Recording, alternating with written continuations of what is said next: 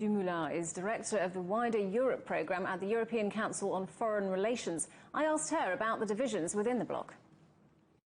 There are two main sides to the argument. The first one is a moral one. They say it's morally awkward to see Russian tourists in the streets of European cities while Russia is waging a war in Ukraine. So that's the first side of the argument. The second one is a political one. They say people traveling to the EU are mostly upper middle classes, people that can have some influence over decision-making in the Kremlin, or at least people the Kremlin would listen to. And so by creating a dissatisfaction among these people because they can't go to the EU anymore, it will lead them to exert some pressure over the Kremlin to influence the further decisions on the war. The second concern is that the argument about a possible influence on decision-making from the people that would suffer from this visa ban is seen as wishful thinking.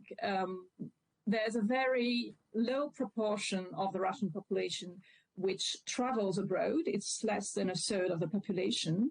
And most of the people who travel do not travel to EU countries. So it would in no way be a significant amount of people who would protest this decision.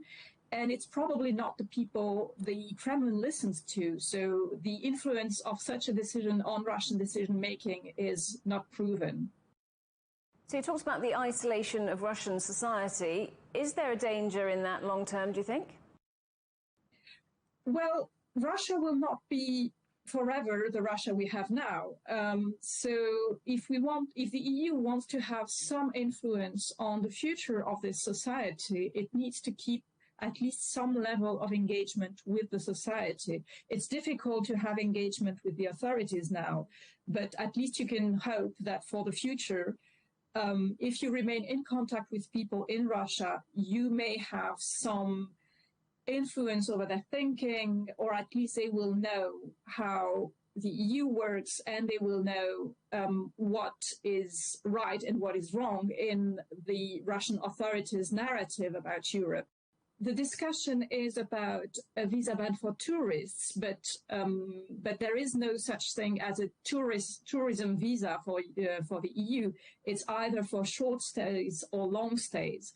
So if you ban all visas for short stays in the EU, it means that people who have family in the EU or who want to travel for a conference or for some business with EU corporations will not be able to do that. So it may have very heavy consequences for particular individuals who happen to be the individuals with the most serious links to EU countries. So we are basically striking the people who are closer to us, which is kind of also morally difficult.